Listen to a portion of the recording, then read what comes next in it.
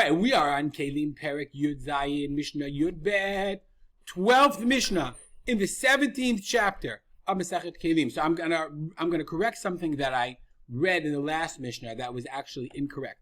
The V'yesh Amru. I now understood it based on the first Mishnah. Yesh Amru means, and I translated it to mean something, but it's not. That's not what it meant. Meaning, what it means is the following: we learned 2 Mishnayot ago that when you have a measurement of amot, okay, some were beinoniot, except for certain which were larger and some which were smaller. So we're talking about when you have measurements, which ones do you pick to be larger and smaller? So we have machloket about amot. Then the Mishnah said in the last Mishnah, V'yesh amru b'midat daka. There were certain measurements, and I thought it was talking about the rabbis, but it's not. V'yesh amru b'midat daka. Certain measurements were midat daka, were smaller measurements, meaning the minimal measurements. So therefore, the wet and dry are shiuran b'italki, the smallest measurement, as we said, not the midbari, not the Yerushalmi, not the Yerushalmi, and not the Sipori, the smallest measurement. So yes, sometimes the Chachamim said midat daka, and our Mishnah is going to continue and say the following: V'yesh amru. So I hope that's correct. I hope that's okay. You now understand the last Mishnah, the mistake that I made, and now the Mishnah continues. V'yesh amru. Sometimes the rabbi said b'midah gasa. You use the largest possible measurement. What are those?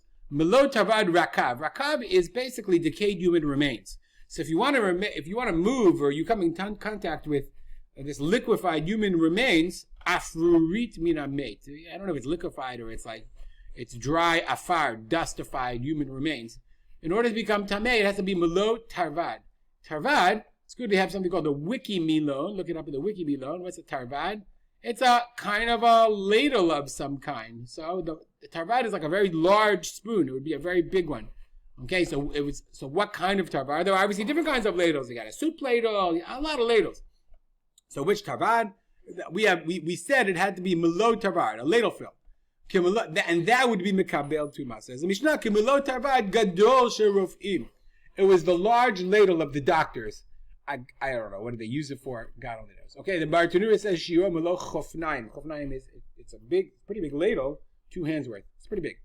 Gris negaim. If you have tzarat, of the house, so it's the size of a grease. Okay, a grease is half of a pool, half of a bean. So which one? Kegris hakilki, the kilki grease. Okay, and I think kilki is for the Bartanura says it's a place. Shiur mekom gris hakilki. Certain kind of like very large. It was a very large bean. How chabi Yom Kippurim? In order to violate Yom Kippur, is kikotevet hagasa. Okay, it was a very large fig. So how much? Fig kotevet is tamarim, dates, not figs, tamarim, very big one. Kamoha ukagar inatana. So it would be a majhul date. If you like your dates, majhuls are. I don't know if they're the biggest. They're the sweetest. Remember we said if you had a node is like a leather, it's not the flask, whatever it's called, the leather water pouch or whatever it's called. Okay, I forget the word, I forgot my English. Nonetheless, of wine or oil, we said it was kshirin kipika. Remember we said the pika was the ball of string that women create when they spin string, when they spin thread. So if that ball of thread that women made could fall out, if the hole was so big that it would fall out, then the thing was no longer mekabel tuma. That's what size pika? Pika gdola Hashem was a very large ball. However, there was a certain size beyond which you start a new ball, whatever. Umaor shelo na'asa b'nei adam. Here, this is very interesting. Ma'or chalon shemimenu hara nichnes l'bayit. It's a hole in the house. Shelo na'asa b'nei adam. It was not made by human beings. The hole opened up. Right? Your hole in the roof. Or some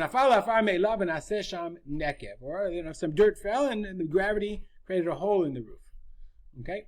Question is it big enough to be mevit tuma? If you didn't think about it, you didn't want it for light or for some kind of use. You're like, oh, good hole in the house, great, new skylight. No, you didn't think that. You gotta fix that.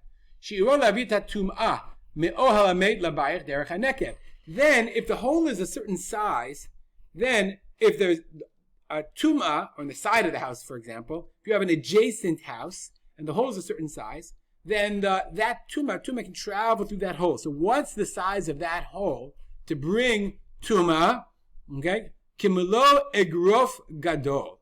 Okay? The size of an egrof, a big egrof. Egrof is a fist. Right. Zehu egrofo shel ben Batiach. But it was the fist of Ben Batiach. You could assume Ben Batiach was a pretty large dude. What he says? He says, does he say who Ben Batiach was? I think he did. Maybe that's the Kahati says. Ben Batiach was a very large man. The Bartanura says, Kegrofo shel Ben Batiach, Tainu Adam Yadu Atzam, a guy they knew.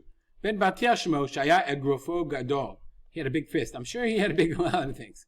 I'm Rabbi Yossi. Rabbi Yossi says, Yeshno Kirosh Gadol Shel Adam. There are people, I don't know if he's talking about Ben Batiach, whose fist is the size of the head of a person. That's a large, it's a large fist. Okay. If you have a hole that was made by a person, how big does the hole be? Hole have to be mevia tatuma from an adjacent house.